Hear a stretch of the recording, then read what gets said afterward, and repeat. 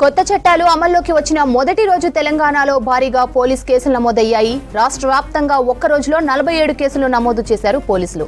Charminar police స్టేషన్లో మొదటి FIR నమోదైంది. జూలై 1కి ముందు జరిగిన నేరాలను జూలై 1 తర్వాత ఫిర్యాదు చేస్తే ఐపీసీ కిందనే నమోదు చేయనున్నారు పోలీసులు. జూలై 1 నుంచి జరిగిన నేరాలను మాత్రమే బీఎన్ఎస్ కింద నమోదు చేస్తున్నారు పోలీసులు.